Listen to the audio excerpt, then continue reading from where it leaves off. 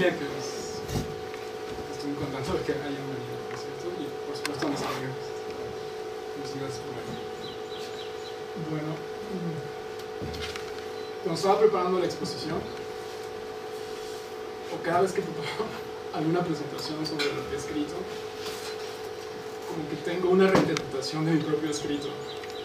Y entonces, ahora estaba pensando que quizá volver a reinterpretar lo que había escrito una vez más. Una vez lo hice para el Congreso, y esta definitivamente es una reinterpretación de lo que he estado haciendo. Sobre todo porque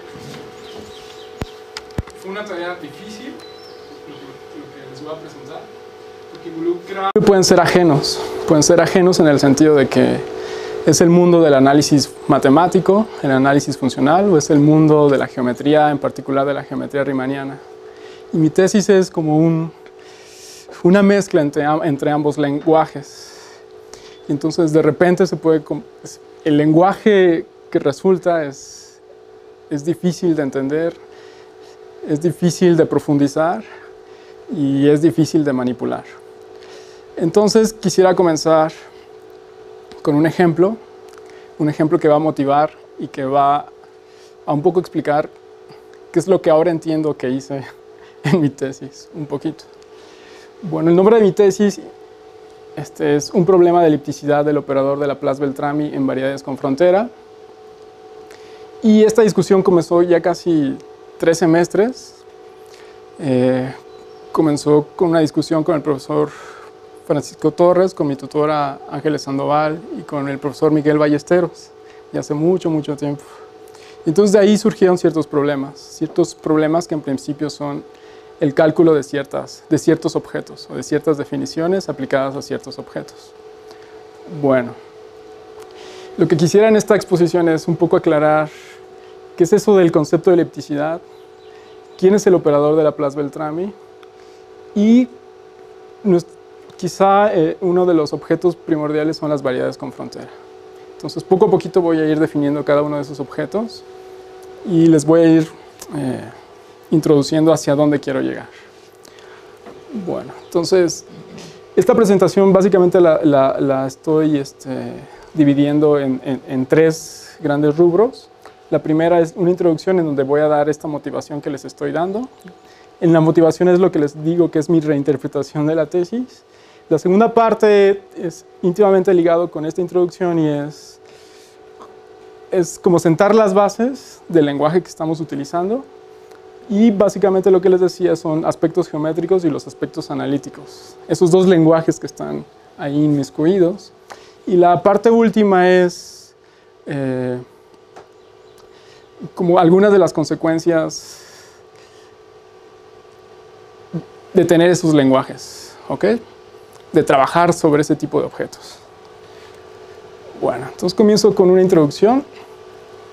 Y la introducción comienza básicamente con algo que en matemáticas estamos más o menos familiarizados y son las ecuaciones diferenciales parciales. Y la idea es muy sencilla. Uno en la vida cotidiana, por ejemplo, conoce objetos como los comales, como los cables, y un problema físico relevante sería, yo quiero describir si comienzo a calentar mi comal o si comienzo a calentar mi hilo de cobre, cómo se distribuye o cómo la temperatura fluye a través de ese objeto, ¿vale? Bueno, desde las matemáticas eso se ha estudiado profundamente y entonces lo que uno encuentra es que las ecuaciones son quizá el vínculo entre nuestros objetos reales y nuestro modelo matemático, ¿vale? ¿Cómo es ese vínculo? Pues primero lo que tenemos que hacer es una idealización de nuestro objeto vía la geometría y la ecuación es quien nos va a describir un poco cómo es esa dispersión del calor o de nuestra temperatura. La ecuación que les pinto aquí es una de las ecuaciones fundamentales en la física y en las matemáticas, que es la ecuación de calor. Y el problema fundamental es encontrar una función que en principio dependa del espacio y del tiempo y que nos describa la temperatura a cierto tiempo dado y en una posición dada. ¿Ok? Bueno, uno puede comenzar con nuestro comal, por ejemplo.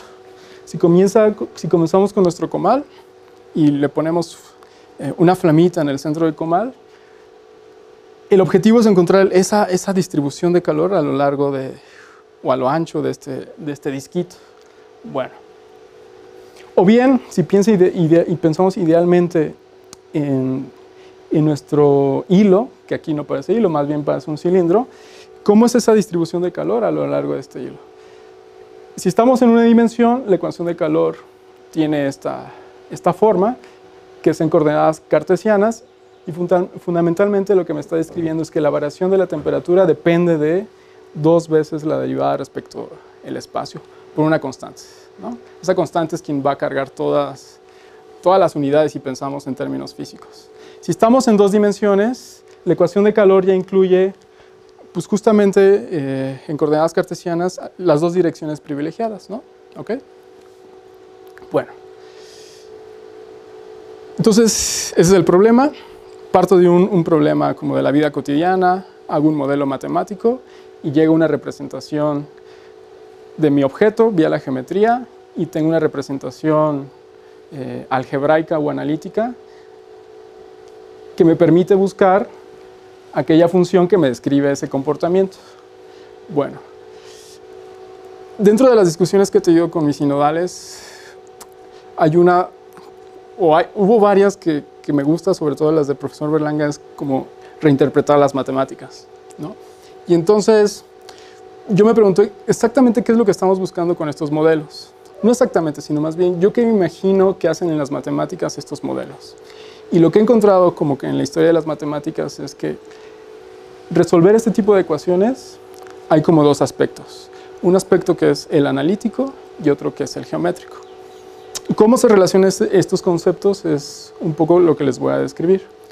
El aspecto analítico, por ejemplo, lo que yo llamo la visión analítica de este problema es que yo tengo un operador o una familia de operadores que van a transformar a un conjunto de funciones. En este caso, las funciones son las U que dependen del espacio y del tiempo, ¿vale? Y entonces un problema de resolver como cotidianamente nuestras ecuaciones con separación de variables, la podemos interpretar como un problema de operadores entre espacios vectoriales. Son espacios vectoriales pero con distintas propiedades. En este caso son de dimensión infinita, ¿vale? Entonces, como que la interpretación que estoy aquí postulando es que el operador transforma funciones de cierta manera. Entonces voy de espacios de funciones a espacios de funciones. Y la geométrica tiene que ver exactamente en dónde estoy definiendo estas funciones. Si estoy definiendo las funciones sobre un objeto geométrico que es un disco, o si es un objeto lineal como es un hilo de cobre, por ejemplo, ¿vale? Entonces, una pregunta que nos podemos hacer fundamental es, de nuestro problema inicial, que es una ecuación diferencial parcial, la geometría, ¿cómo influye a nuestros operadores? Tanto a la familia de funciones como a los operadores en sí. Bueno, esto generalmente estamos cotidianamente familiarizados y es, por ejemplo, lo que nosotros llamamos un cambio de coordenadas, ¿vale? Los operadores definidos que operan sobre funciones en un objeto que es circular, cilíndrico o esférico van a tener distinta representación dependiendo de las coordenadas que estén utilizando, ¿ok?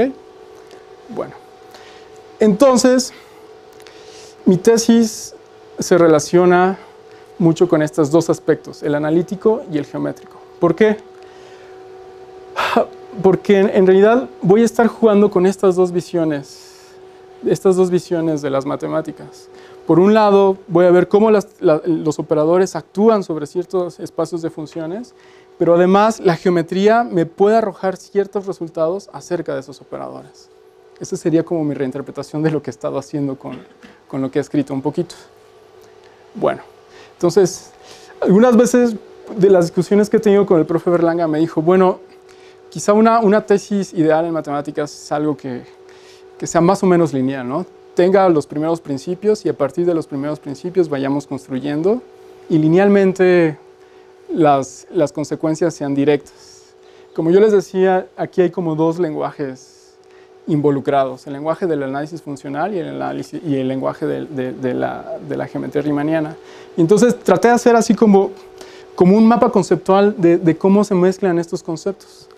Y nada más o menos para ubicarlos en dónde está como el núcleo de la tesis. Por ejemplo, si yo parto de la geometría riemanniana, puedo tener, por ejemplo, los haces vectoriales, los teoremas importantes de Gauss y de Stokes, la descomposición de Hodge, las nociones de curvatura, pero también tengo, por ejemplo, el lenguaje del análisis funcional, tenemos los operados de Fredholm, los espacios de Banach, los teoremas de Hahn-Banach, teoremas de representación de Riesz. O sea, tenemos como mucho material, pero luego, como estamos en principio con un problema del que partimos como modelo idealizado de una ecuación diferencial parcial, necesitamos también el lenguaje que los ecuacioneros nos han otorgado, que es el lenguaje de los espacios de Sobolev, por ejemplo. Entonces sería como otra mezcla de lenguaje, ¿no? Entonces aquí, por ejemplo, lo que necesitamos son lemas de aproximación, lemas de encaje, en la noción de regularidad, que es un concepto súper difuso, que todavía no me queda súper claro exactamente la regularidad, cuál es el sentido de la regularidad como general.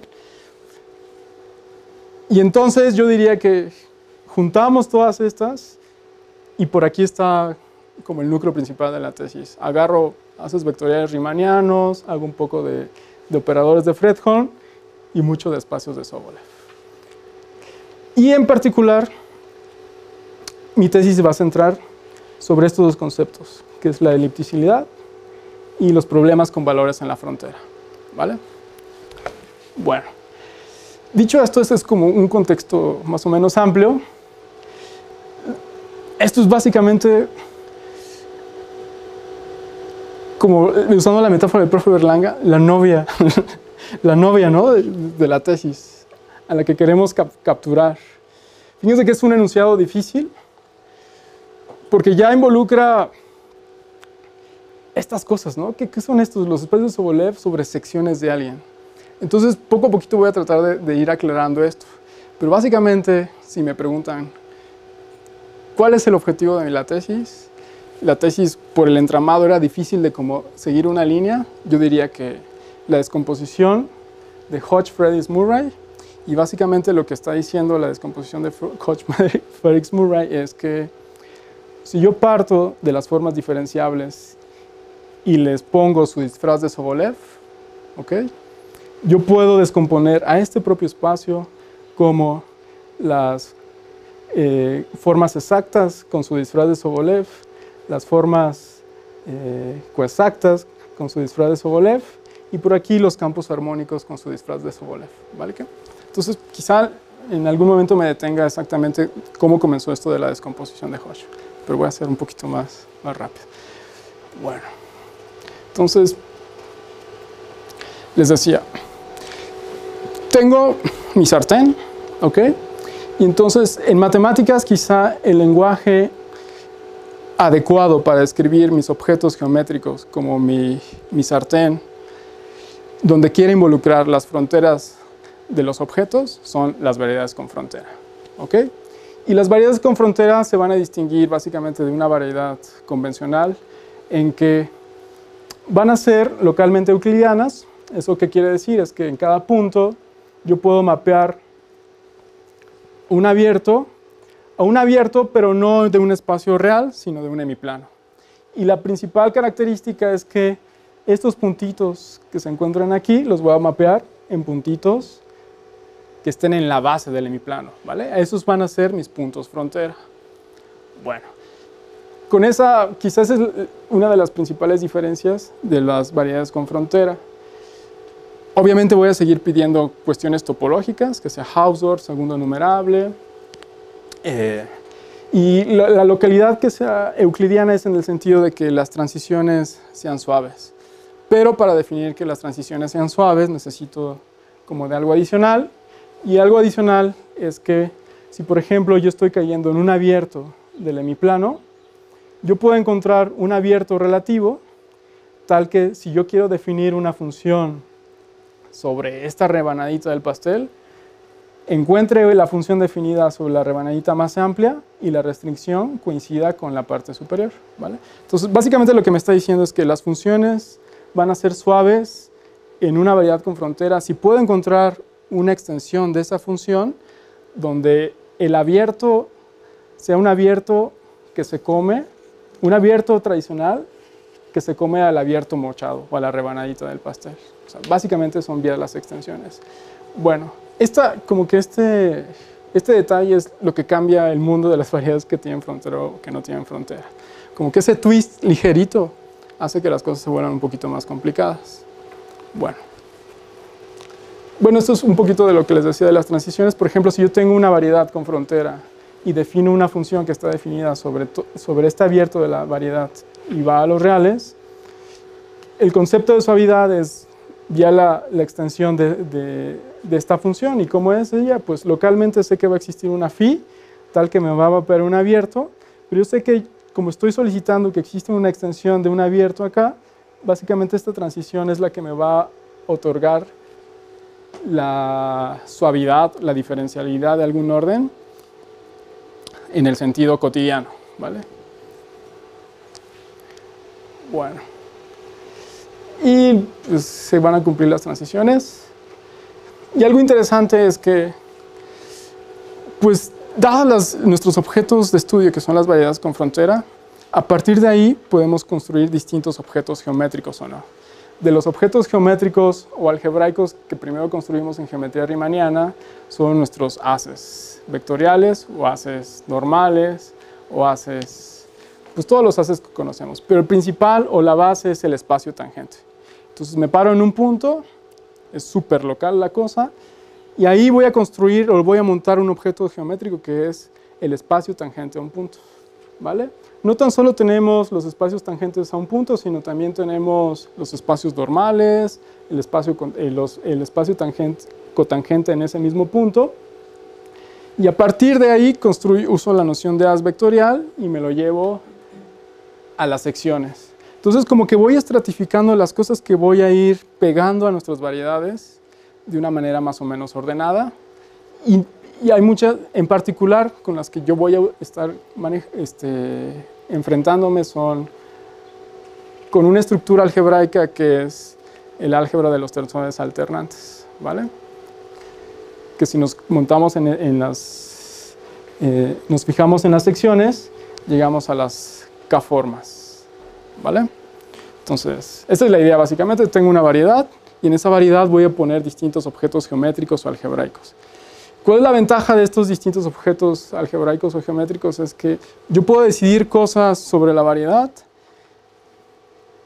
transformando mis objetos algebraicosos, ¿vale? Esa es como una metodología súper común en matemáticas. Yo quiero describir cómo es un conjunto de objetos, agárrate una familia de transformaciones, hazlas actuar sobre ese conjunto de objetos y te van a dar luz de cómo describir ese objeto. Y eso me vincula un poquito con mi motivación original. Resolver una ecuación diferencial muchas veces es imposible, pero lo que uno puede hacer es como caracterizar ese conjunto de soluciones o el espacio de soluciones. Entonces yo diría que la descomposición de Hodge, ahorita como reinterpretando la tesis, es caracterizar el espacio de soluciones de una manera muy peculiar, ¿vale? De una manera analítico-geométrica, por así decirlo. Bueno. Entonces, recuerden que mi formulación inicial era partida de un objeto geométrico y yo distinguía del objeto geométrico lo que era la frontera del interior. Y entonces, uno desde el punto de vista geométrico puede montar estructuras en un puntito que está en el interior, por ejemplo, aquí, o propiamente estructuras que estén definidas en los puntos frontera, por ejemplo, aquí. La frontera de M. Bueno, entonces, como les decía, puedo dar como dos clases de operadores, ¿vale? Los operadores que están definidos como en el interior de mi variedad y los operadores que están definidos en la frontera de mi variedad. ¿Perdón?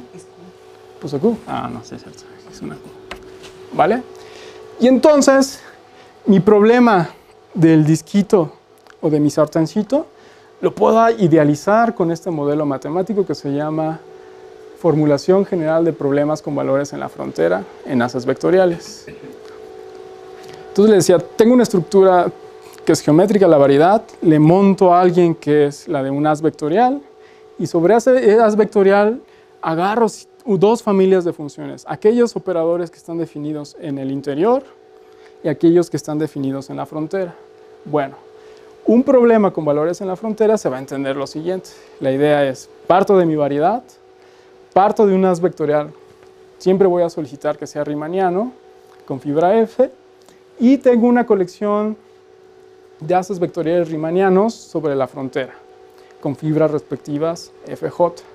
Y entonces la idea es que si yo tengo una eta y una sigma, tales que me formulen este sistema de ecuaciones diferenciales, la idea es encontrar dónde viven estas, ¿no? O sea, cómo es el espacio donde viven estas que me van a caracterizar o que me van a resolver este sistema de ecuaciones. Dicho de otro modo, por ejemplo, el operador que les puse en mi disquito, que es el laplaciano, que es la parcial de U respecto a X. Si es en dos dimensiones y en coordenadas cartesianas respecto de Y, yo quiero encontrar una familia de funciones X, T con ciertas características.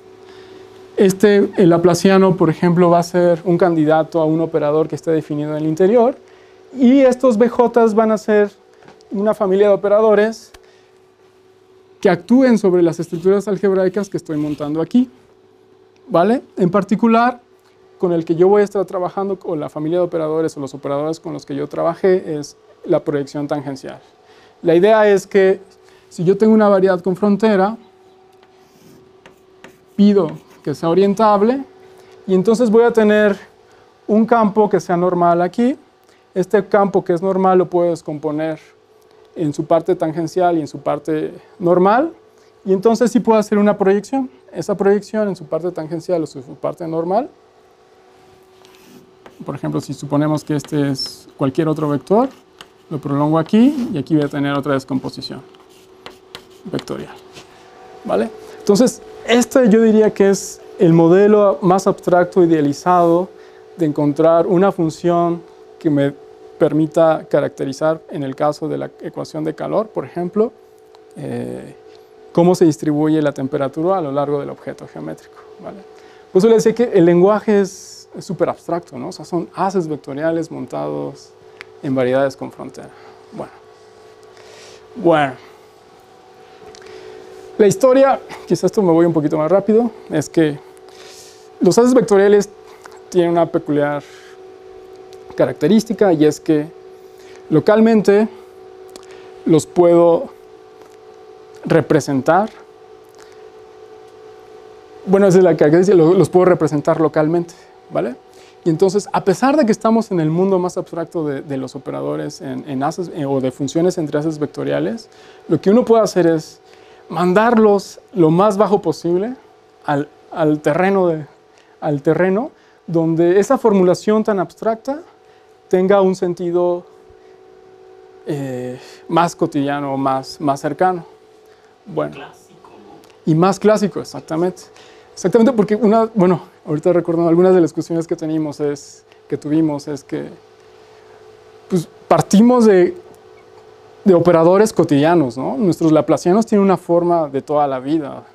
No partimos como de la formulación más abstracta. Lo que uno va queriendo es como la generalización vaya capturando todas esas propiedades clásicas que tengamos, ¿no? Si no, ¿para qué las queremos, ¿no? Al menos eso sí es como un objetivo más o menos sensato de las matemáticas. En esta parte hay matemáticas que se olvidan. Por ejemplo, la teoría de los conjuntos, ¿no? Se olvidan de la vida cotidiana, yo diría, en algún momento, ¿vale? Bueno, entonces, aquí me quiero ir un poquito más rápido. Lo único que quiero enfatizar es que, a pesar de que estoy en el mundo de la abstracción, yo puedo obtener una caracterización de mis operadores, como dice el profe, más clásica o cotidiana. O sea, ver a mi laplaciano de esta forma, a pesar de que sea formulado súper abstracto. Bueno, no quisiera ahondar un poquito, ya no quisiera ahondar con esto, pero por ejemplo, básicamente esto es una carta de haz vectorial, y lo único que está haciendo es que me agarro un abierto en la variedad, aquí lo pinto básicamente. Ah, bueno, creo que ahí no se ve. Tengo mi variedad con frontera, por así decirlo. Por aquí está, no sé, la sección 0, y por aquí están las estructuras algebraicas que voy montando. Por aquí tengo una proyección, y entonces todo este abiertito U lo mando para mi as, y este as lo que voy a hacer es mandarlo a un R algo, cruz, una copia de este U, y luego lo voy a mandar, por ejemplo, si me agarro una carta para la variedad phi, a phi de U, cruz, R algo, que es la dimensión de la variedad. Entonces, operadores que están definidos aquí, básicamente lo que me están diciendo con esa C sub B es que los estoy mapeando hasta acá. O sea, los estoy, lo que llamamos en geometría, localizando. Claro, con ciertos matices, ¿no? Hay que tener cuidado con los puntos que están en la frontera, cómo son esas formulaciones locales. Bueno, es básicamente como el esquema que les pinté ahorita. Y aquí tengo un abierto en la variedad. Con pi me lo mando al as. Aquí tengo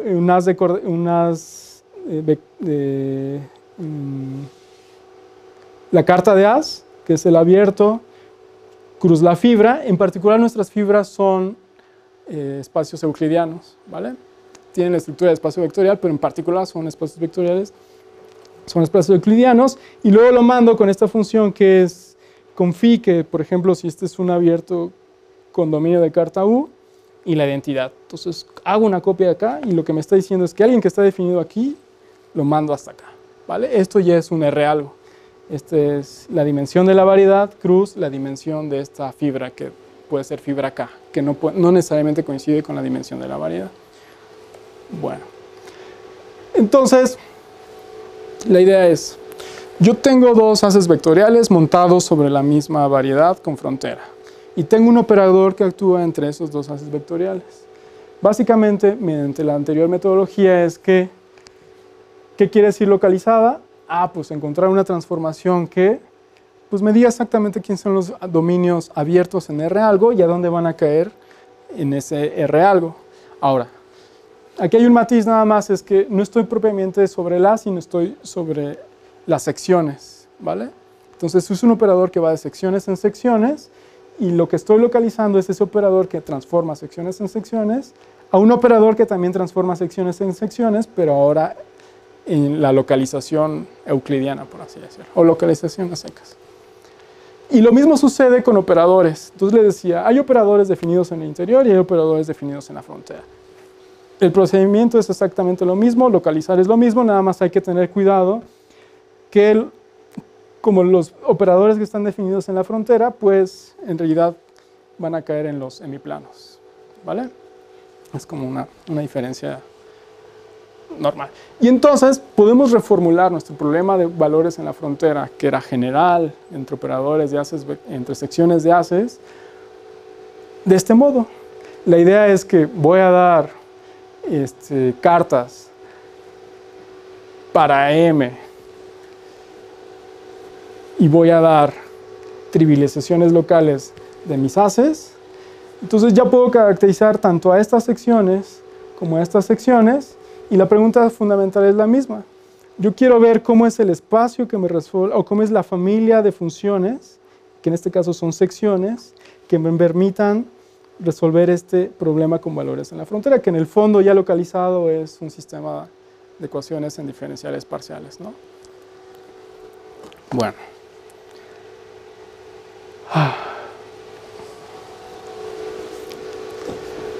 Bueno, ahora estoy ya entrando más en un mundo que es de los aspectos analíticos. Como les decía, en la tesis tiene un entramaje tal de que es difícil como dilucidar una línea directa hacia dónde quiero dirigirme. Pero quizá lo que sí quiero resaltar es que hay de los dos lenguajes o de los tres lenguajes involucrados, que es la geometría riemanniana, el análisis funcional junto con los espacios de Sobolev, hay un concepto que es fundamental, que es el de los operadores elípticos, ¿vale? Es fundamental para nosotros porque la elipticidad nos permite como categorizar a nuestro conjunto de espacios-soluciones, ¿vale? Aquellos operadores que cumplan la elipticidad nos van a poder otorgar un montón de consecuencias importantes justamente para la descomposición. Algo aquí interesante es que la elipticidad es como un concepto independiente de si estamos trabajando con espacios de Sobolev o no. O sea, la elipticidad es una noción de operadores diferenciales, por ejemplo. Bueno, entonces, del problema con valores en la frontera hay una definición con la que estuve tratando, y es esta, que es la elipticidad en el sentido de Lopatinsky-Shapiro. Al parecer hay muchas nociones de elipticidad, y sí las hemos encontrado en distintas bibliografías, pero esta en particular aún me cuesta trabajo. ¿Por qué esta en particular? ¿Por qué trabajar con esta noción de elipticidad? Pero al parecer tiene que ver con una teoría pues, a posterior, que es la de Bottet de Morel, ¿no? Un poquito de los operadores de Bottet de Morel, ahí como que esa elipticidad va encaminada hacia ese rubro. Pero aquí me cuesta trabajo como ver por qué esta elipticidad y no una cotidiana. Bueno, la idea es la siguiente.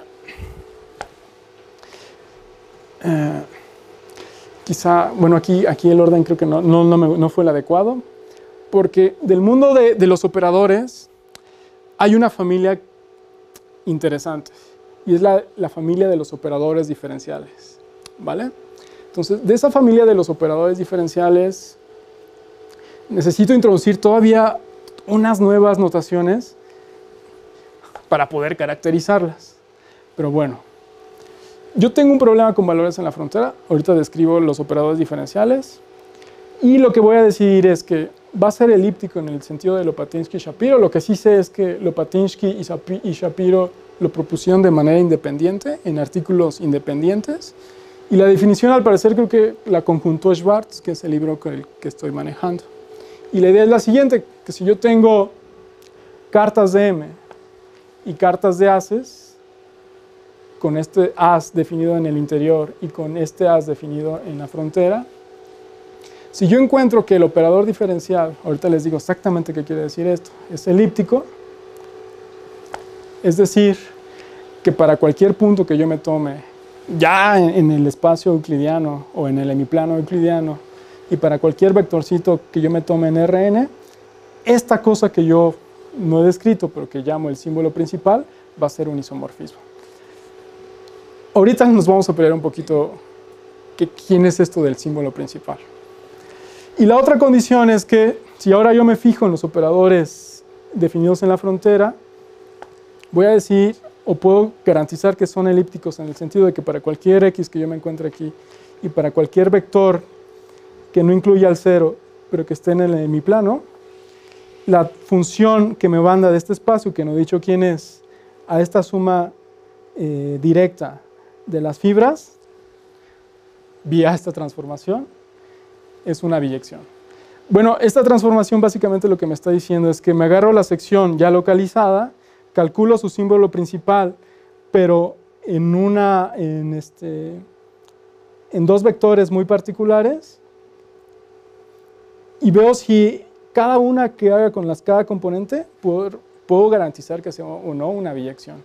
Bueno, lo que vamos a ver es que estas cosas van a tener una formulación muy particular en el espacio donde yo voy a estar trabajando. ¿Me podrías recordar qué representa el índice J? El índice J.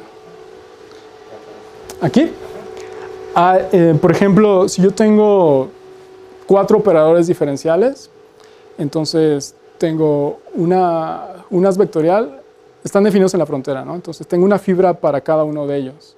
Y entonces las fibras son esa suma directa de cada una de las fibras. Como las fibras tienen estructura de espacio vectorial, puedo hacer esa suma directa. Entonces esa J tiene que ver con el número de operadores diferenciales definidos en la frontera. ¿Vientos? Bueno, entonces cuando comencé a leer exactamente qué es lo que estaba haciendo Schwartz, llega un momento donde dice, vamos a llegar a los operadores diferenciales, ¿no? Bueno, el mundo de los operadores diferenciales es como toda una rama de las matemáticas. Pero y aquí nada más quisiera rescatar ciertas cosas de los operadores diferenciales, porque básicamente lo que van a capturar es que nuestros objetos cotidianos de derivadas parciales, de laplacianos, de rotacionales, de divergencias, las queremos describir de una manera idealizada, o sea, más idealizada que en un nivel del lenguaje de las matemáticas. Entonces, lo primero que necesito es algo que le llaman los multiíndices. Y los multiíndices lo que únicamente que me van a ayudar a describir es que si yo tengo una función que es diferenciable de orden k, esa diferenciabilidad la puedo combinar con las variables respecto a las cuales las voy a diferenciar. Es decir, si en esta dirección la puedo diferenciar 2 veces, lo apunto. Si en la dirección ortogonal la puedo diferenciar 3 veces, lo apunto.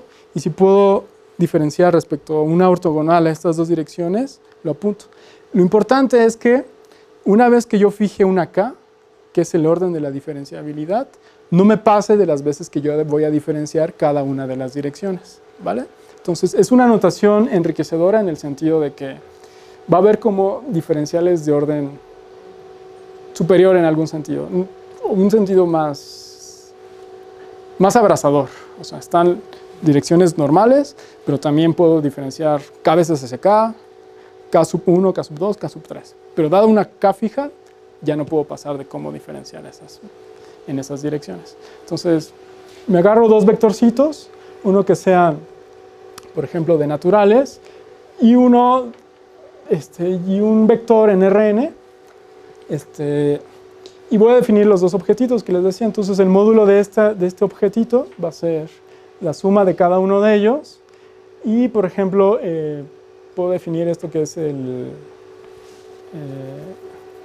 ¿cómo se llama este simbolito? El factorial, como el factorial de cada uno de ellos, el producto de todos ellos. O sea, saco el factorial de uno, lo multiplico por el siguiente.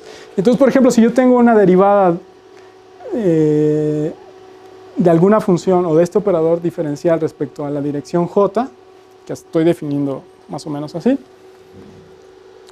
puedo decir, por ejemplo, quién sería la derivada de orden alfa.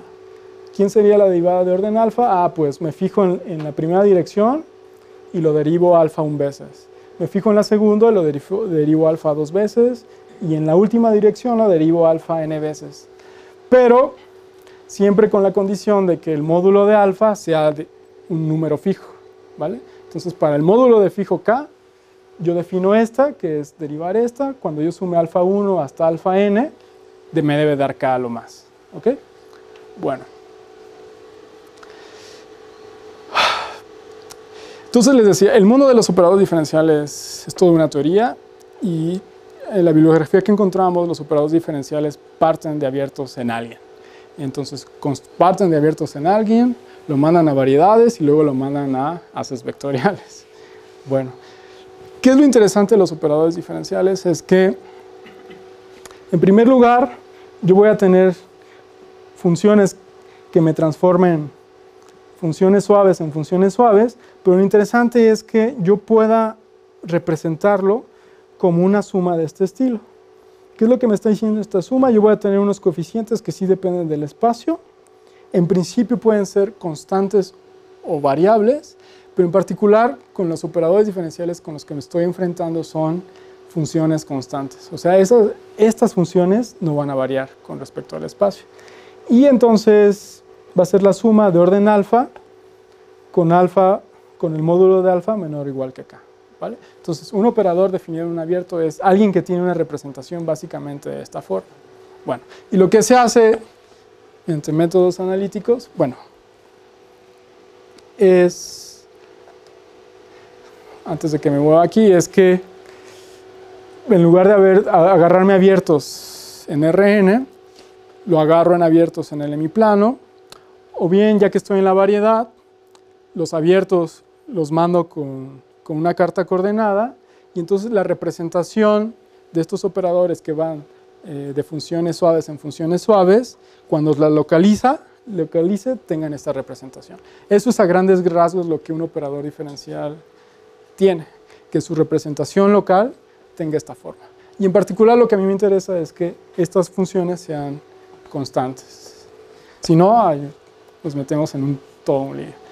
Bueno, entonces en la definición de ellipticidad en el sentido de Lopatinsky-Shapiro hay una noción, y la noción es la del símbolo principal.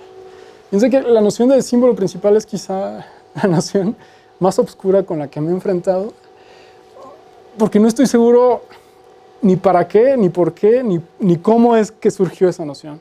Pero quizá lo primero de las primeras discusiones que tuve, por ejemplo, con Edgar, cuando yo comencé a estudiar esto, es que creo que está íntimamente ligado con eso que los físicos llaman cuantización. Probablemente, pero o sea, todavía no estoy seguro de eso, pero creo que estoy muy cercano a entender de que eso que llaman cuantizar los físicos, en el fondo es calcular el símbolo principal de un operador, pero no estoy seguro, no sé, pero bueno. Bueno, la idea de los símbolos principales es que me va a permitir como clasificar mis operadores, ¿vale?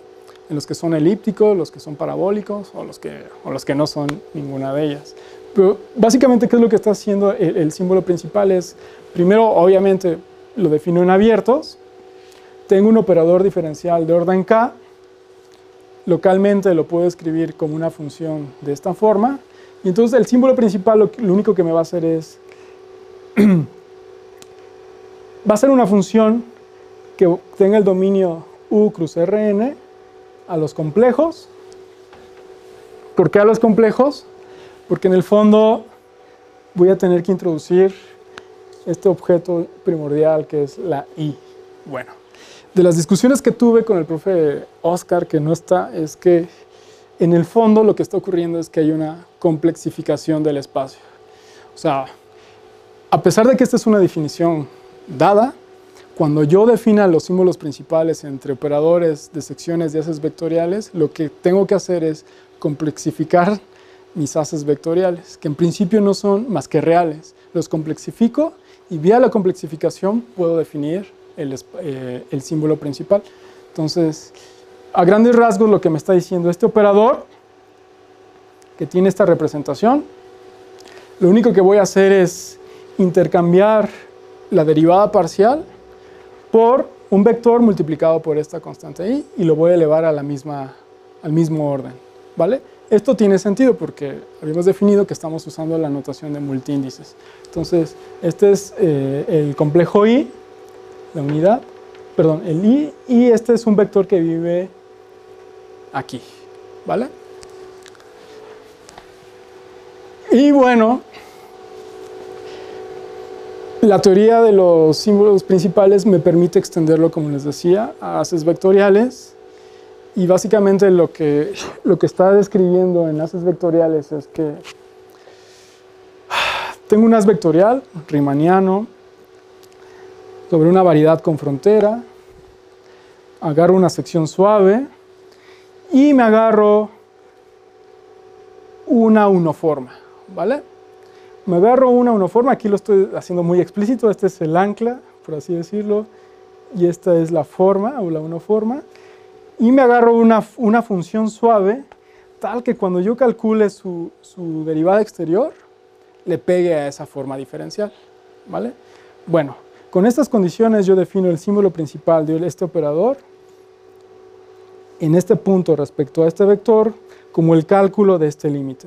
Este límite lo que me está diciendo es, al operador original lo vas a actuar sobre estas funciones, que es la exponencial de un parámetro S, la función psi y la función b, en este caso es, ¿sí dije quién es b o no dije quién es b? Sí, es este vector. Y entonces lo evalúo en este punto, luego lo multiplico por esta exponencial y luego lo multiplico por este factor. Cuando veamos un ejemplo vamos a ver qué sentido tienen estos factores, básicamente. Pero básicamente lo que me está diciendo es lo siguiente.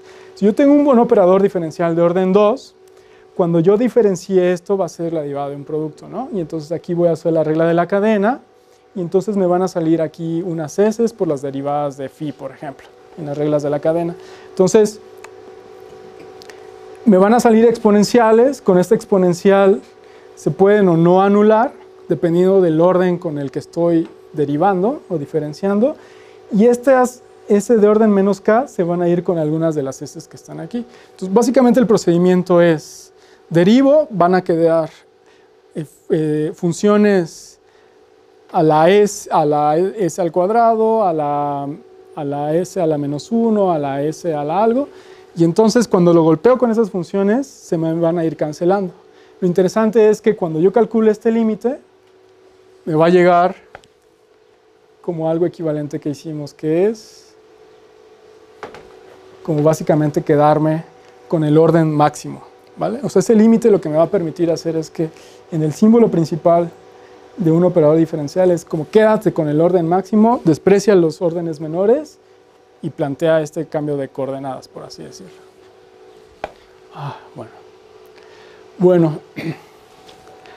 Entonces les he hablado como en general de geometría diferencial, riemanniana, un poco de operadores diferenciales, pero en particular la descomposición con la que estamos trabajando involucra dos operadores diferenciales muy particulares.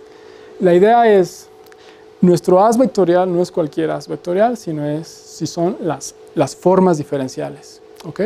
En las formas diferenciales voy a definir dos operadores, que es la derivada exterior y la codiferencial. Fíjense que no les platiqué, pero ya las variedades riemannianas pues tienen distintas estructuras. Entonces, si es una variedad riemanniana, puedo definir ahí una conexión y puedo inducir una conexión, inclusive una métrica, en los haces, en las formas diferenciales, ¿no? Entonces, digamos que esta conexión es la conexión que está en las formas diferenciales, que debe distinguirse, por ejemplo, de la conexión que está definida en la variedad riemanniana. Bueno, esta la pongo como definición, pero puede ser un resultado en realidad, ¿vale? Este es un resultado que me está definiendo a la derivada exterior y a la codiferencial en términos de la conexión definida en este haz muy particular. Bueno, ¿qué operador yo necesito?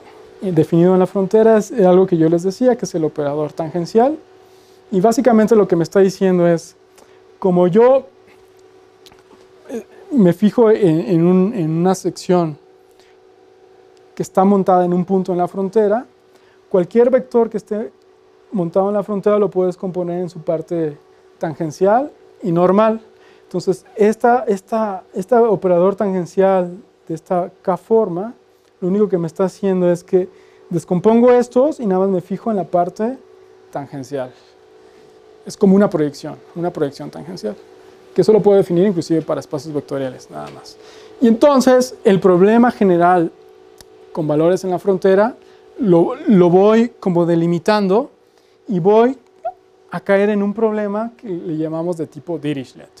Y el problema de tipo Dirichlet es el siguiente. Yo defino aquí dos operadores, el de derivada exterior y el de codiferencial. Con estos dos puedo definir este operador, que es como el operador estrella para nosotros, que es el operador de Laplace-Beltrami. Aquí no he dicho cómo está definido, pero el operador de Laplace-Beltrami básicamente es la composición de la derivada exterior con la codiferencial más la codiferencial con la derivada exterior. ¿Sí lo dije? Ah, bueno, lo escribí, perdón. Ah, sí, aquí está. Bueno, lo escribí, pero no lo dije. Bueno, y entonces, dentro de la reinterpretación del trabajo es que yo tengo un problema con valores en la frontera de tipo Dirichlet, en donde, dadas una zeroforma y una etaforma, el chiste es caracterizar el espacio donde viven estas omegas que me satisfagan como este sistema de ecuaciones diferenciales parciales. Eso es básicamente como lo que... Esta es la definición del problema con valores en la frontera de tipo Dirichlet que me va a ayudar, ¿vale? Bueno, ahorita vemos cómo es que me va a ayudar. Pero bueno, antes habíamos dicho que tenía una definición que es elipticidad en el sentido de Lopatinsky-Shapiro, Y entonces es una caracterización respecto a un problema con valores en la frontera. El problema con valores en frontera que me voy a enfrentar es este en particular, de tipo Dirichlet. La pregunta fundamental ahora sería, ¿este problema en particular cumple la caracterización de Lopatinsky-Shapiro? Y la respuesta, que es como parte del núcleo de esta tesis, es que sí. Bueno, entonces, bueno. Uno de los problemas que nos enfrentamos es localizar o encontrar las expresiones locales de nuestros operadores. Entonces, hay toda una sección en la tesis de cómo calculamos las expresiones locales, tanto la de la codiferencial como la derivada exterior. Nada más lo pongo rápidamente, pero en realidad, para el cálculo de los símbolos principales, la noción más abstracta hace que los cálculos se vuelvan mucho más generosos. ¿Por qué? Aquí no les he platicado, pero por ejemplo, en la bibliografía que estábamos recordando, bueno, nunca la recordé, en la bibliografía que teníamos como base, que es el libro de Günther Schwarz, el cálculo de los símbolos principales que él propone es borroso, por así decirlo. O sea, no es nada claro, porque habla de, por ejemplo, de cálculos de transformadas de Fourier, de ciertas cosas, que más o menos se vislumbra, pero no es directo, o sea, no define exactamente qué es lo que hace en cada uno de sus derivaciones. Entonces, lo que hicimos fue proponer, ya que encontramos una definición como lo suficientemente general del cálculo de los símbolos principales, y usar esa noción de símbolo principal sobre cada uno de los operadores que nos interesa. Y hicimos los cálculos, ¿no? Entonces, la idea es que, por ejemplo, perdón por la letra, pero para la codiferencial, su símbolo principal, operamos como siempre. Y entonces a lo que llegamos es que pues llegamos a una contracción de una de esta forma respecto a una componente J y luego el módulo de la función phi. Entonces, en realidad los cálculos se vuelven mucho más sencillos y cada uno de los pasos es súper transparente. No me voy a detener mucho en los cálculos, pero básicamente esta es la definición de mi codiferencial. Lo que hay que hacer es golpearla o más bien diferenciar a la exponencial de un parámetro t respecto de phi, respecto de esta forma, y hacer todo lo que sabemos sobre la derivada covariante. En realidad es como utilizar la regla del producto y por aquí una regla de la cadena. Y entonces se va generando una familia de productos, o de sumas más bien, de funciones, donde llega un momento en donde las exponenciales que yo les decía, por ejemplo, aquí está la exponencial de menos teta phi multiplicada por la exponencial de teta phi, pues estas se me anulan, por ejemplo. Y entonces aquí me queda un orden de t a la menos 1. Aquí me va a quedar un orden también de t a la menos 1. Y el chiste es que cuando pase de aquí a acá y calcule los límites, pues los que están entre 1 y entre t, pues se me van a anular cuando t tiende a infinito. Y en realidad lo que me va a prevalecer son los órdenes máximos. En principio, el operador de la codiferencial, ¿qué orden tiene? Pues tiene un orden... Bueno, es como una pregunta, pero no. Entonces, la idea es que uno tenga una noción de exactamente los operadores, el orden de derivabilidad de cada uno de esos operadores. Bueno, este tiene un orden que es menos 1, la derivada exterior tiene un orden que es más 1, y si hago una composición de ellos, en realidad serían de orden 0, ¿no? Entonces, el operador de Laplace-Beltrami es un operador diferencial de orden 0, cuando hago la composición. Bueno, entonces, por ejemplo, hay un laplaciano muy especial, que es el laplaciano conexión, que está definido como una segunda derivada covariante y una derivada covariante respecto a este campo vectorial de esta B, que también, si yo quiero calcular sus símbolos, se vuelve algo súper sencillo.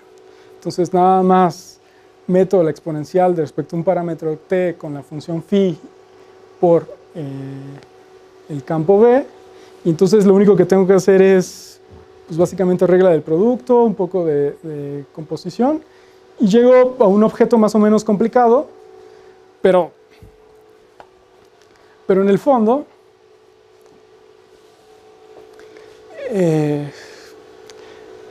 pues en realidad necesito también utilizar todo lo que sé de la geometría. Me agarro bases ortonormales, de ser posible me agarro cierto tipo de coordenadas en donde, por ejemplo, los símbolos de Christoffel asociados a estas se me anulen, y entonces en el fondo llego a algo de este estilo. Por ejemplo, el laplaciano conexión está multiplicado por el parámetro al cuadrado, la exponencial del parámetro s por phi, el módulo de esta forma diferencial, que es una unoforma, y luego todos estos términos. Los términos que me importan en el fondo van a ser estos de orden máximo. ¿Por qué? Porque cuando yo multiplique por s a la orden del operador, se me van a anular los que tienen orden menor y me van a prevalecer los de orden mayor, que es como este procedimiento que les estoy aquí mostrando. Y entonces calcular el símbolo principal del laplaciano conexión es súper sencillo, y la idea es que me quedo con el módulo de esta unoforma al cuadrado, y me queda una identidad en este as vectorial que es muy particular, que es un as inducido. Bueno.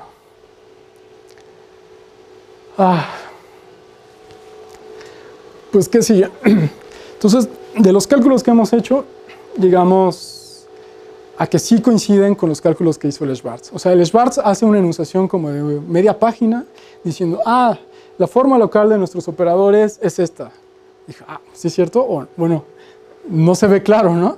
Entonces, lo que básicamente trabajé mucho en esta tesis es llegar a que efectivamente esa conjetura, yo le llamara del Schwarz, fuera cierta, ¿no? Entonces, la expresión local para el operador de Laplace-Beltrami sí tiene una forma muy particular, donde tiene una derivabilidad doble, una derivabilidad de orden 1 y unas funciones.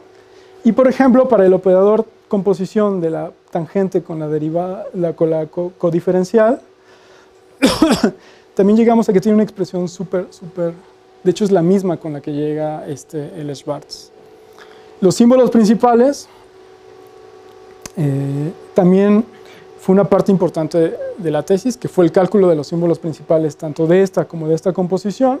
Aquí usamos ciertas propiedades sobre los símbolos principales, por ejemplo, que si yo tengo una composición de dos operadores, el cálculo de los símbolos principales de esa composición va a ser el producto de ambas, o una composición del símbolo principal de una con el símbolo principal de la otra.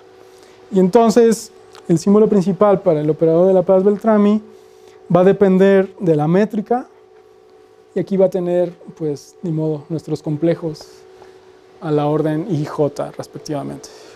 Y el cálculo del símbolo principal para, por ejemplo, la codiferencial va a ser, lo que ya les decía, es esta CJ, que es la componente de la unoforma, y aquí debe ser una identidad. La contracción de omega respecto a la EJ. Bueno. Mira, y el símbolo principal para el operador tangente es justamente la restricción de TJ. Voy muy lento, ¿verdad? Bueno.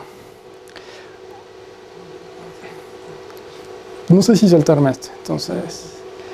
Bueno, otra de las cosas importantes es que yo les decía que era importante ver que justamente el problema con valores en la frontera de tipo Dirichlet cumplía con la condición de Lopatinsky-Shapiro. Entonces, aquí más o menos les iba a platicar de cómo demostrar justamente este teorema, pero ya no les voy a poder platicar.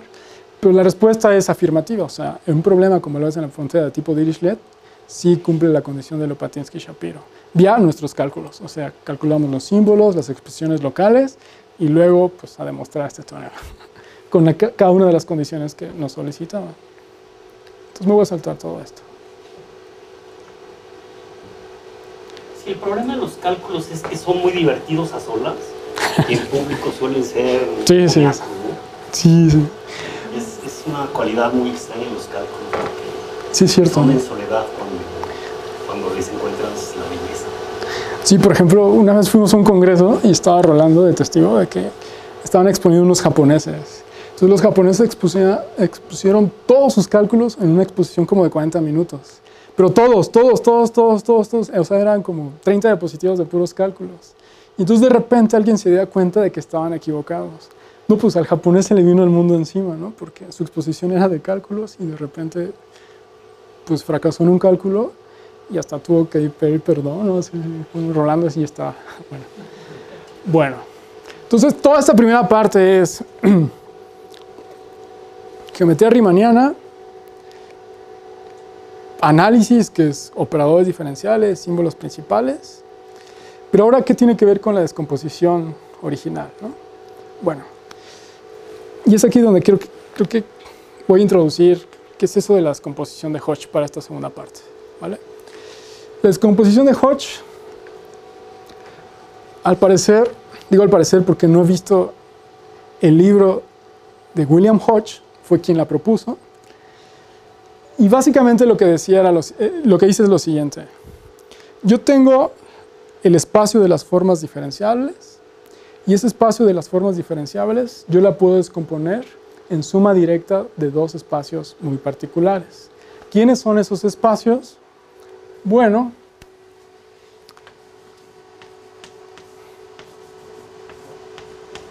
pues me fijo en la imagen del laplaciano de las K-formas, suma directa con el kernel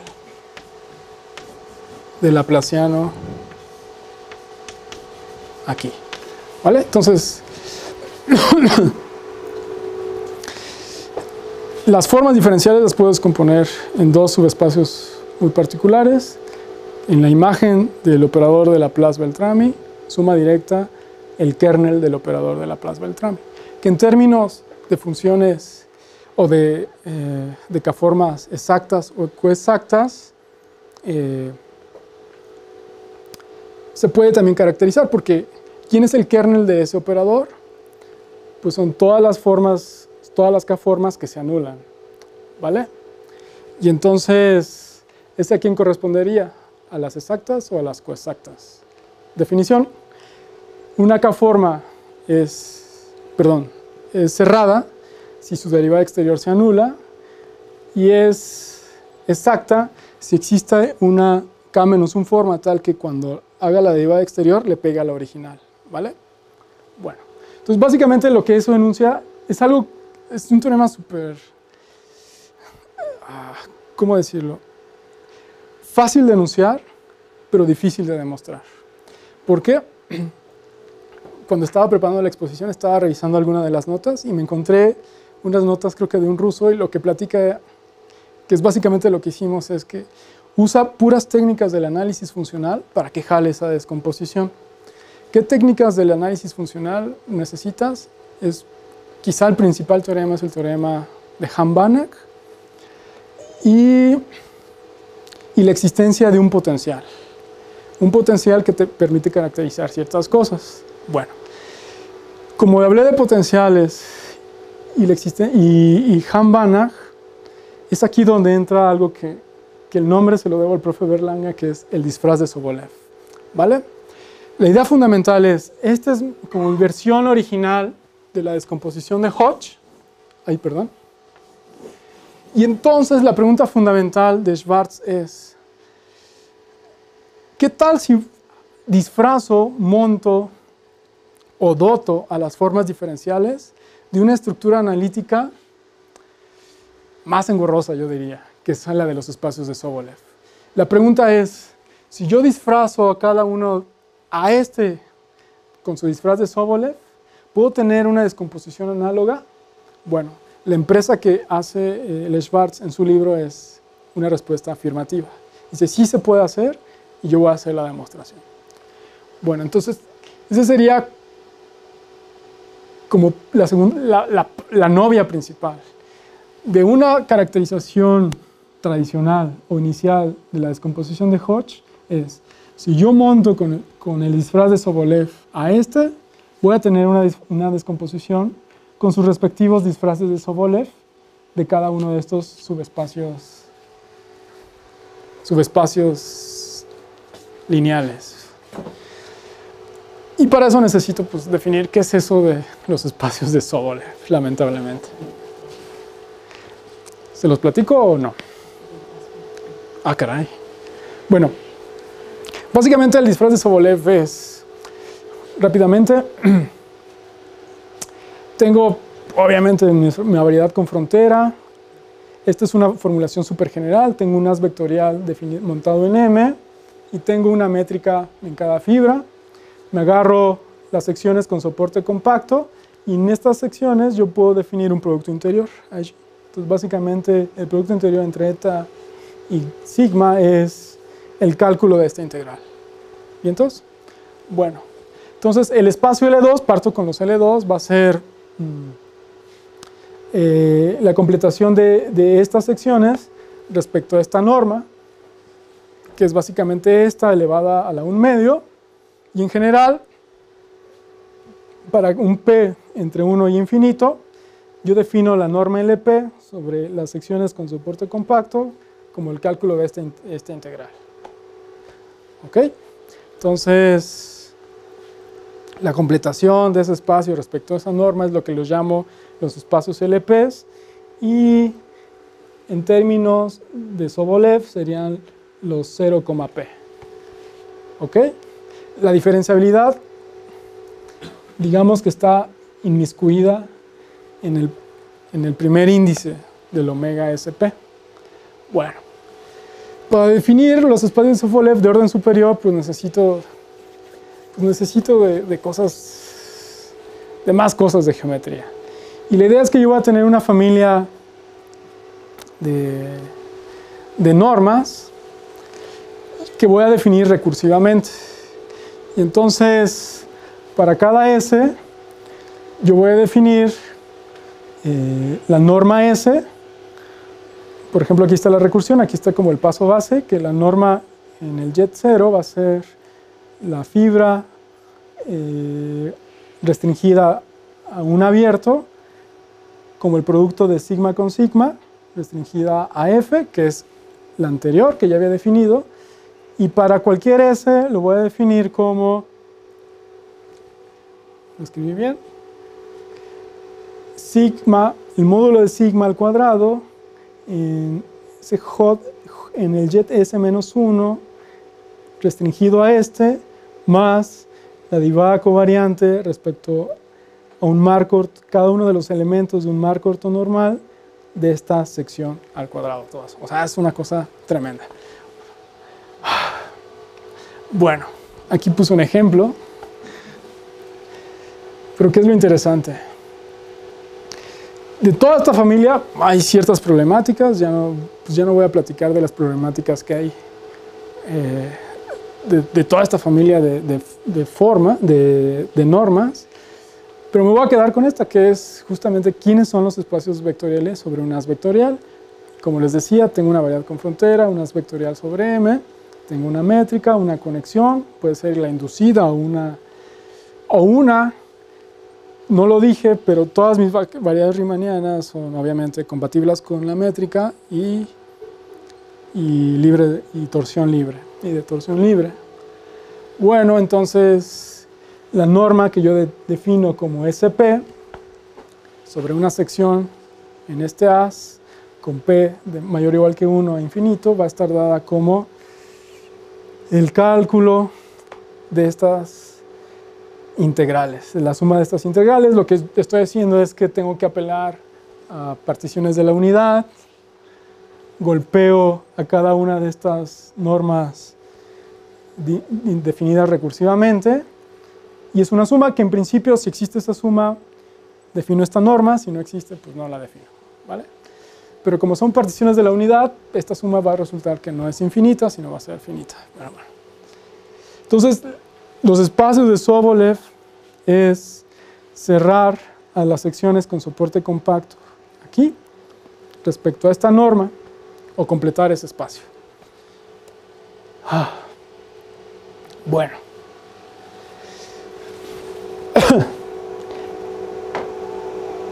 Este es un teorema súper importante. Casi nadie lo llama así, pero es lo que yo llamaría el teorema fundamental de los problemas con valores en la frontera, y tiene que ver con unos operadores muy particulares, que son los de Fredholm. Alguna vez Paco me decía que los operadores que son invertibles son padres, pero aquellos que no logran hacer invertibles, pero la siguiente familia padre de operadores son los de Fredholm, ¿vale? Los de Fredholm lo que van a tener es que la imagen y el kernel y el cokernel van a ser finitodimensionales, ¿ok? Bueno. Entonces, el teorema dice lo siguiente.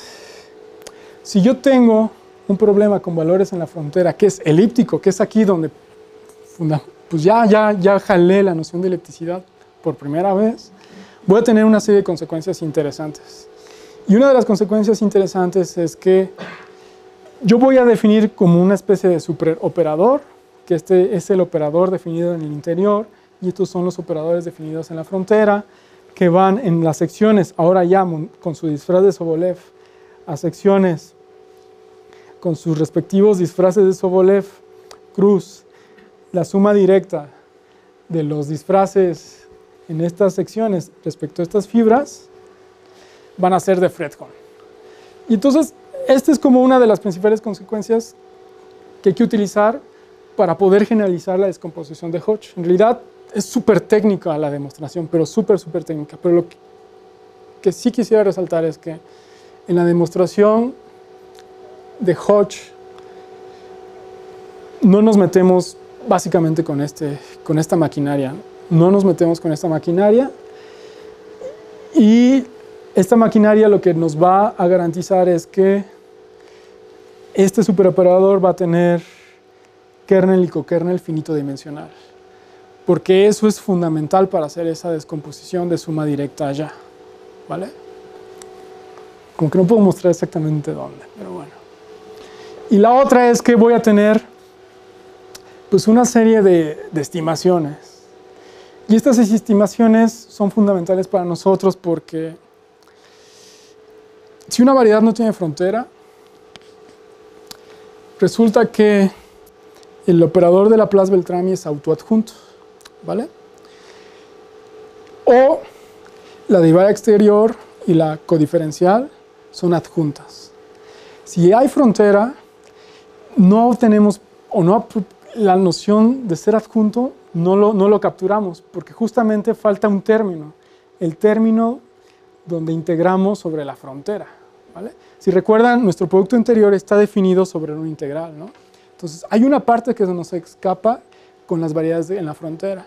Entonces, este lema tan técnico lo que nos va a permitir en la demostración es manipular esa parte en la frontera que en la descomposición original no estábamos enfrentados con ella, ¿vale?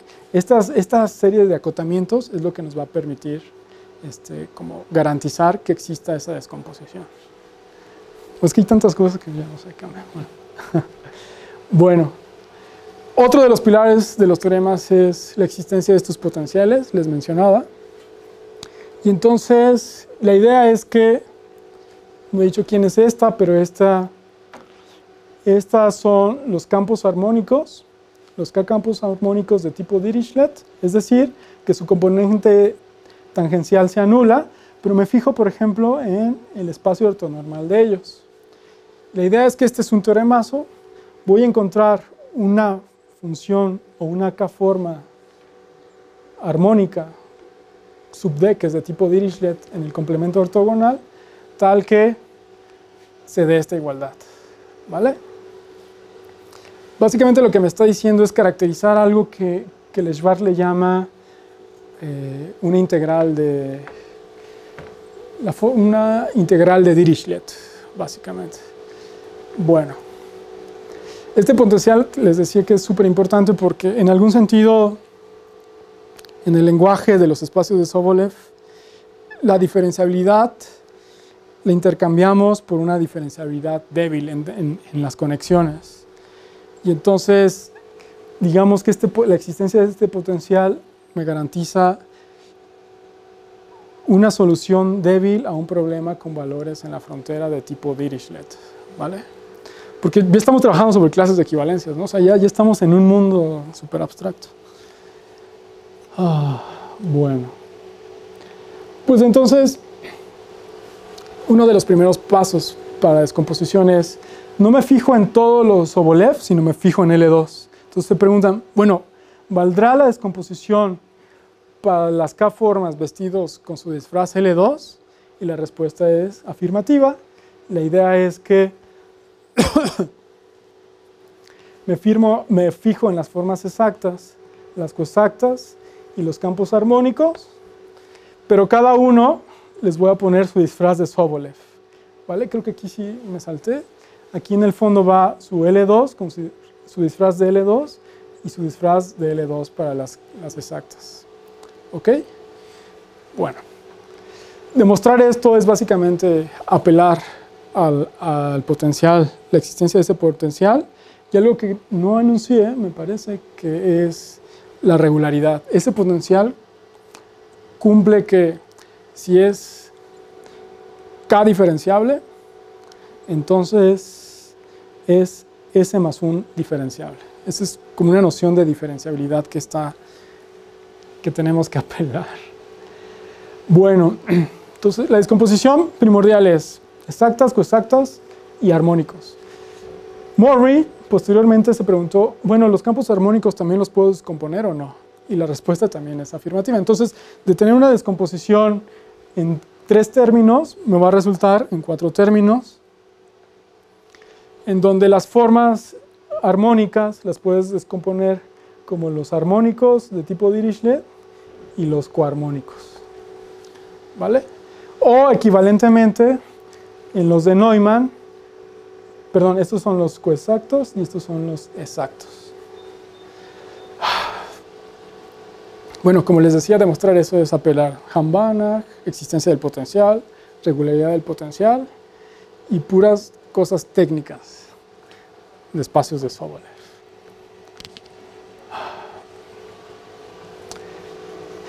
Bueno, entonces, pues básicamente la descomposición se basa en demostrar la divide en 3 partes. Uno es descomponer que efectivamente algebraicamente sea una suma directa, para el caso L2. La otra es una implicación de regularidad. La idea es que si yo tengo a alguien que viva en el disfraz de Sobolev o en la clase de Sobolev SP y tengo una descomposición de este estilo, entonces si yo diferencio exteriormente a esta K-forma que es armónica, va a caer en la misma clase de Sobolev. ¿Ok? También la codiferencial y esta va a tener una descomposición ulterior. Bueno, el siguiente paso sería pues trabajar con las topologías. Vamos a decir que cada uno de ellos es cerrado respecto a sus topologías en la norma SP. Esos son como los 3 grandes pasos que hace el Schwartz para demostrar. Y finalmente que el espacio de los campos armónicos en su disfraz de Sobolev coincide con este complemento ortogonal. Que cuando uno revisa la demostración de aquella, como que los 3 grandes pasos son los mismos, pero las técnicas son diferentes. Y como que el principal ingrediente es que la variedad tenga frontera o no. Porque les decía, si la variedad tiene frontera, los operadores son adjuntos, el operador de Laplace es autoadjunto, y no tienen que jugar con esa parte de la frontera, por así decirlo. Bueno, pues es un ejemplo que pongo que ya no voy a poner, y quizá me voy a ir ahora hasta este último teorema, que es como una aplicación que en la tesis le llamé aplicaciones de la elipticidad, de disfrazar de Sobolev a nuestras formas diferenciales. Y es que si yo defino este cociente, me fijo, por ejemplo, en la derivada exterior, aquí me equivoqué, que es una omega mayúscula, restringido a las formas diferenciables, y hago el cociente con la imagen de la derivada exterior, yo defino este objetito, y entonces este objetito yo le llamo la cadécima cohomología respecto a esta cadenita, y entonces voy a tener un isomorfismo que ya tenía como análogamente en una descomposición tradicional. La idea es que la cadécima cohomología es isomorfa a las formas armónicas de Neumann o unas K-formas. ¿Eso qué quiere decir? Es que aquí es una clase de equivalencia, entonces me agarro una clase de equivalencia aquí y le voy a poder asociar una única forma aquí. Y también esa única forma me va a delimitar una única clase de cohomología aquí, que le llaman cohomología de de Rham. Bueno, demostrar esto es apelar a la existencia, no a la existencia, sino apelar al teorema de Hahn-Banach. Hay que definir una funcional, y esa funcional está en principio definida en un subespacio. Hahn-Banach lo que me va a hacer es ampliarlo a todo el espacio y hacer un vínculo ahí súper técnico. Pero es un teorema interesante porque, ya que estoy como trabajando con interpretaciones, es como el primer resultado que me permite relacionar un objeto geométrico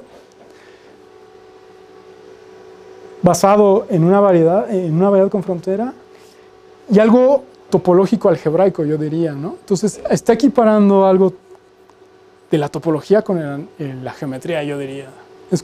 Por eso me gustó como enunciar este resultado, y aparte esto es consecuencia de todo lo anterior. Y el último es pues, una parte más geométrica que yo llamo pues yo parto de una variedad, tiene una geometría, hay unas nociones que son las de curvatura, el tensor de Ricci es parte de esas nociones de curvatura, y entonces lo que me estaría enunciando este teorema es que si yo tengo una variedad, aquí no lo digo, pero las variedades deben ser orientadas, es riemanniana, compacta y con frontera, y tenemos a nuestro tensor de Ricci que sea positivo definido. ¿Eso qué quiere decir? Que este tensor tenga eigenvalores positivos, y la curvatura media, que es la traza de la curvatura seccional, sea positiva. Eso también qué quiere decir es que las componentes, cuando yo trace ahí, sean positivas. Entonces, la primera cohomología, que nada más sería como fijarme en las unoformas o en el primer término de las cadenas, se anula. Es decir, que toda esta clase de equivalencia se va a anular. Ahora, ¿qué quiere decir geométricamente eso? Aún no lo sé. O si no lo sé. Pero bueno, ya casi termino. Entonces, básicamente, esto es como las principales bibliografías que han atacado desde el punto de vista de Schwartz a la descomposición de Hodge. En 1935, en su libro, William Hodge propone esa descomposición que les estoy hablando. Después, ya 20 años después, Friedrichs hace una descomposición, pero el disfraz que les pone es en L2, y es la primera vez que se introduce una variedad con frontera. La variedad con frontera en particular es un hemiplano, ¿vale? O sea, trabaja sobre los hemiplanos, secciones de hemiplanos, lo viste de Sobolev en L2 y demuestra una descomposición del estilo de Hodge.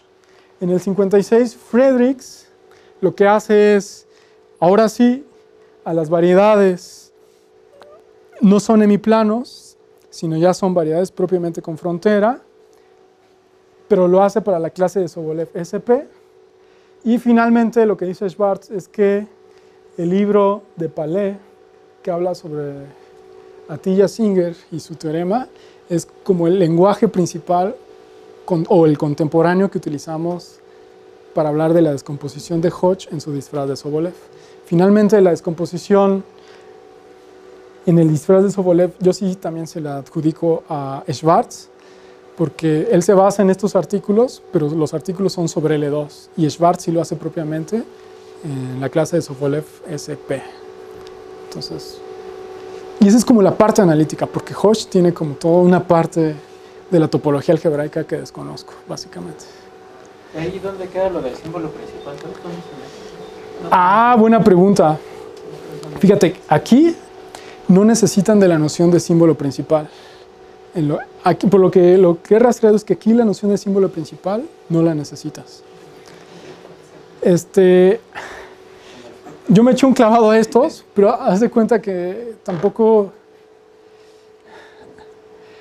es claro, porque inclusive la notación no es muy vieja, pero ya la notación de los 50 no es propiamente la que estamos usando ahorita. Entonces me costó como trabajo seguir su notación. Entonces no estoy tan seguro aquí si apelen a los símbolos principales. Y en el de Atiyah, sin duda, en el de Atiyah ya están los símbolos principales ahí. De hecho, Atiyah tiene, Palais tiene tiene un libro sobre jet bundles, que es vía cómo construir los operadores diferenciales, y ahí habla de los símbolos principales.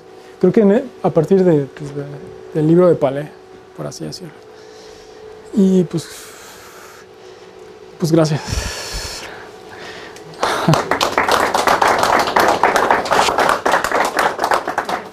¿Alguna pregunta? Algunas referencias. ¿Puedo? Sí, En cuanto a... Bueno, primero que nada quiero felicitar por tu exposición. Creo que quisiste enfatizar ideas generales, ¿no? Muchas gracias. Creo que lo lograste bastante bien y con varios recursos gráficos que me llamaron la atención.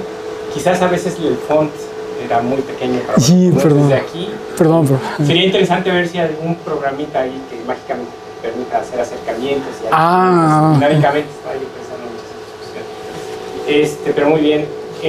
Lo que sí siento es que me tengo un poquito más ganas de aplicaciones, de ver si hubiera, por ejemplo, un ejemplo que fuera guiando entender los conceptos, eso quizás falta, ¿no? Sí, claro. Quizás yo me quedé con ganas de eso.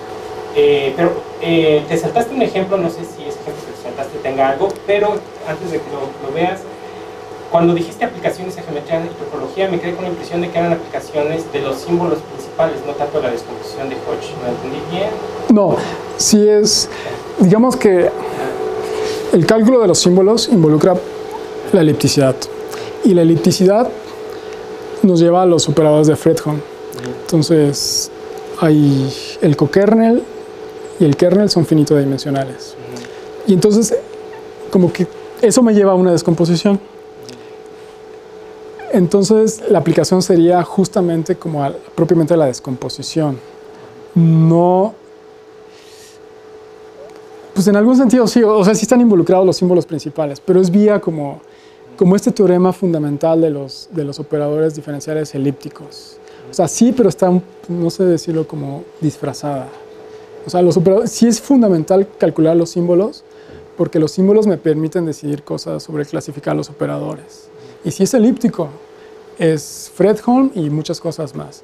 Y si es Fredholm, cumple a priori unas estimaciones que me van a servir en mi caso, y aparte, no lo dije, pero el cokernel y el kernel deben ser finitodimensionales, propiamente para que tengan esa suma directa, en este caso. Entonces, como que ahí está disfrazada. No sé si llamarle aplicaciones, pero como que en mucha bibliografía así lo ponen, inclusive, prof. O sea, de que aplicaciones de la elipticidad, o sea, de todos estos conceptos es la descomposición propiamente. O sea, como que una consecuencia natural de pasar de símbolos principales, elipticidad, Fredholm, es de la descomposición de Hodge, que es como un ingrediente más analítico. Y en cuanto al ejemplo que te saltaste, ahí había algo que, digamos, a ver, ¿lo podías poner rápidamente para ver qué era lo que un ejemplo de ahí sí ya pues. No, ¿me pasé? Sí, te pasaste. Sí, bueno, siendo yo físico, realmente, lo que me quedé con ganas así como ver un ejemplo de algún sistema físico, así, donde dijeras, bueno, es importante meterle el disfraz de LP o el disfraz de Sobolev. No sé si este ejemplo a mí un poco tenía eso o es porque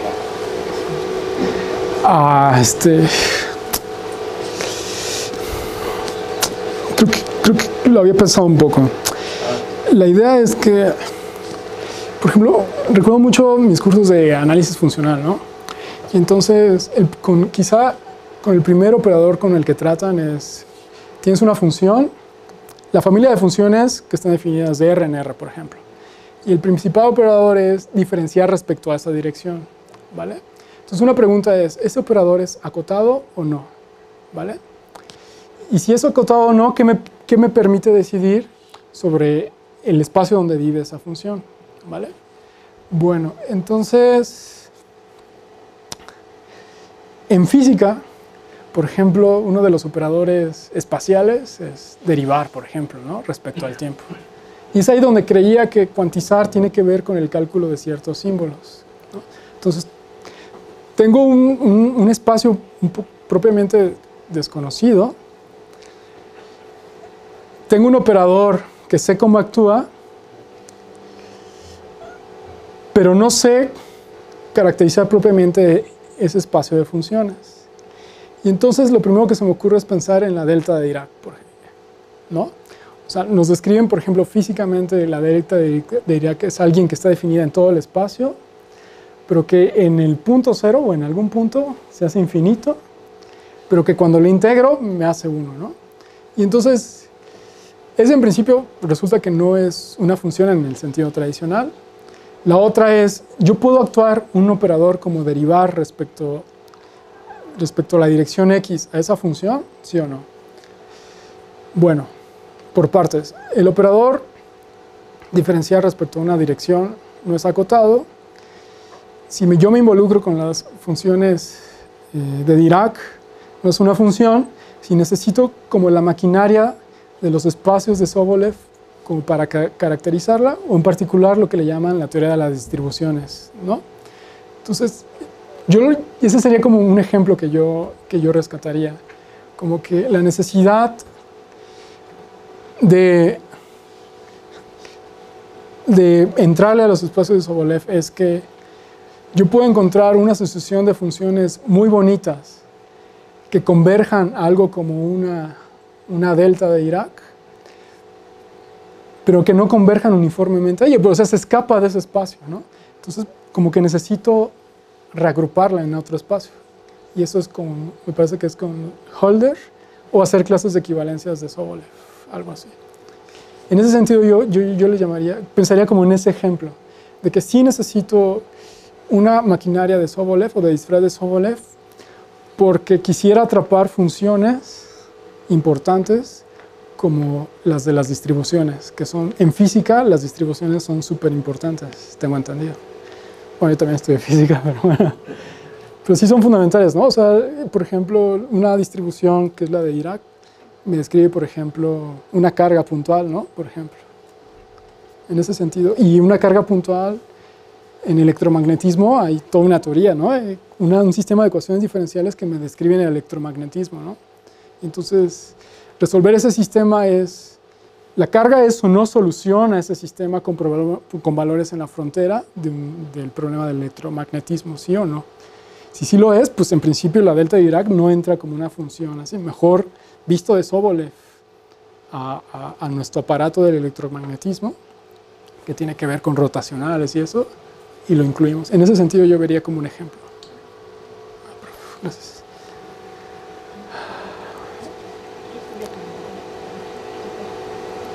Nada más felicidades por la exposición, estuvo bien presentada, la introducción con la motivación que están teniendo.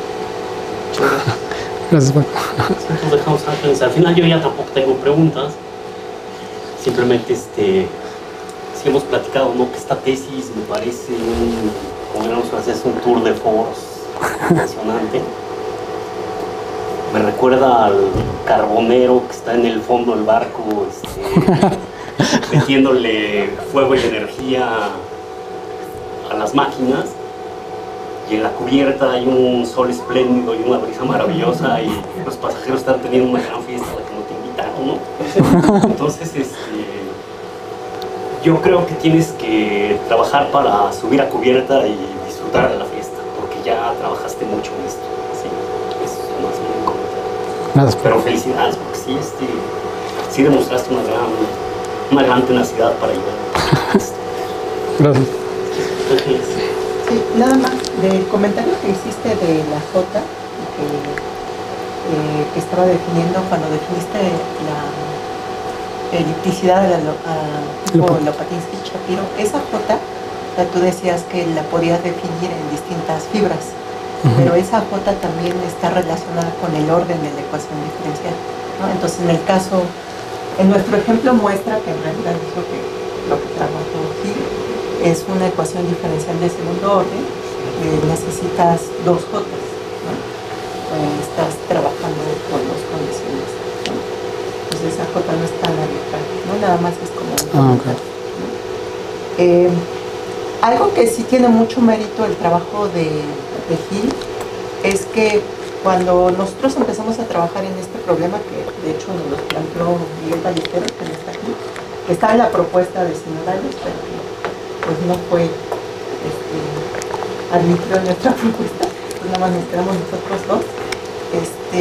Fue cuando empezamos a trabajar y a estudiar el Schwartz, que en esas discusiones Hill empezó a asistir, pues tenía esta aseveración de que el operador de Laplace-Beltrami es elíptico de Lopatinsky-Shapiro.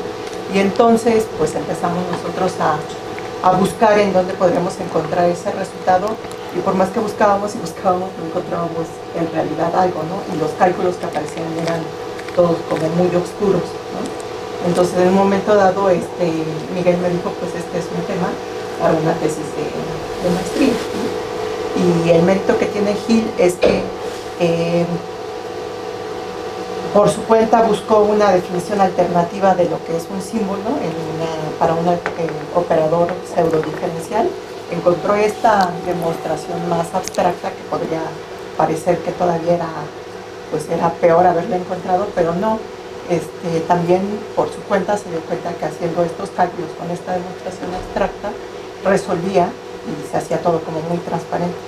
Y bueno, pues a mí me pareció que la verdad valía mucho la pena su trabajo, y por eso, y afortunadamente, le aceptó a hacer esta tesis, ¿no? Eso sí se lo quiero felicitar, porque no es un tema fácil, como dice Berlanga, y pues las malas noticias es que eso que dices que son el carbonero del barco, todavía hay un nivel todavía más oscuro, porque, bueno, yo sí les quiero hacer esa corrección de que lo que le llamaron la novia de la tesis, en realidad es novio, bueno, en mi caso, y no es el novio, ¿no? Es un novio, porque tú le puedes poner un disfraz a esta descomposición como a ti se te ocurre, ¿no? De hecho, nosotros, no sé, a veces pienso que fue una buena idea, a veces pienso que fue una muy mala idea. Nos quisimos agarrar el disfraz casi que del emperador, y en lugar de trabajar con espacios de Sobolev, trabajamos con todavía una abstracción más grande de espacios funcionales, que son casi inoperables, que son los espacios ¿Botella de mover? Que ya se me ¿Botella de mover? No. ¿No? No, estos espacios. Trivelin, ¿no? Trivelin, Sorry. Lisorkin y Trivelin, ¿no? Que son una familia de espacios de funciones que meten ahí a todos los espacios, los de Sobolev, los de Kovalevich, todos los espacios funcionales que se ponen. Entonces el disfraz se pone brutal, ¿no? ¿Qué tanto se gana poniéndole ese disfraz? Pues en realidad yo siento que no se gana una cosa. Lo bonito es que se sigue preservando la misma composición. Se sigue preservando la misma descomposición, y si están complicados los cálculos, y es así medio austero, pero lo impresionante es que a pesar de que el espacio es así muy, o sea, le pide uno lo menos, se sigue preservando la descomposición. La descomposición sí es algo así como muy arraigado. Entonces, esto que hizo Hill sí está trabajando, digamos que ni siquiera en la maquinaria como más abstracta, ¿no? Sino que en el problema de la Laplace-Beltrami con ciertas condiciones cierto punto por eso puso la ecuación de calor, ¿no? Eso es como lo más cercano que se podría apreciar. Pero sí, yo sí creo que tiene mucho mérito. Pues muy bien. Entonces les pedimos que se retiren por unos minutitos.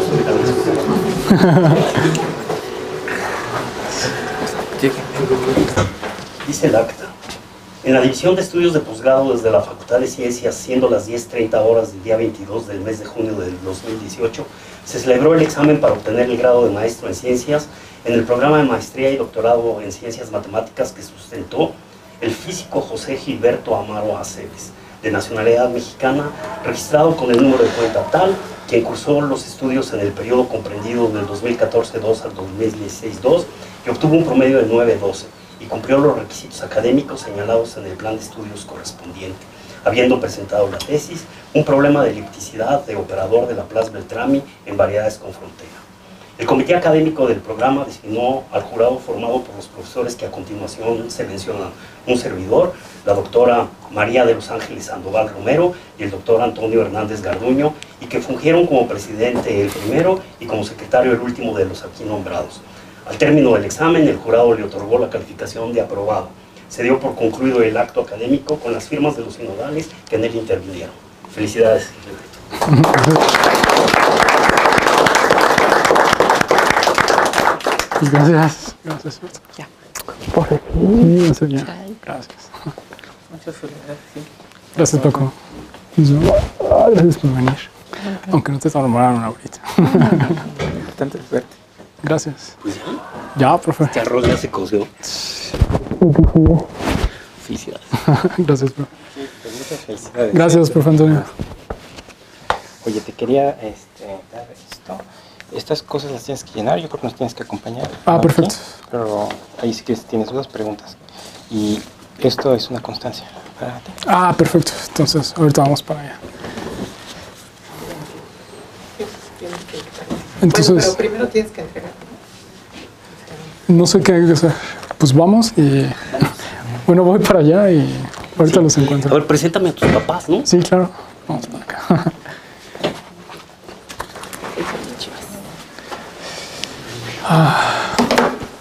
Bueno, todos son mis amigos, pero... Él es mi papá, el doctor Gilberto. Sí, encantado, mucho gusto. Y Ricardo Berlanga. mi madre, Rosa Señora, Soles. felicidades, señora. Y mi hermana, Claudia. Claudia. El profe Berlanga. Ah, es tocaya de mi hermana también. Bonito nombre. Pues muy bien, ya estás. Felicidades. Gracias, profe. Felicidades a ustedes también. Gracias, profe. Muy bien.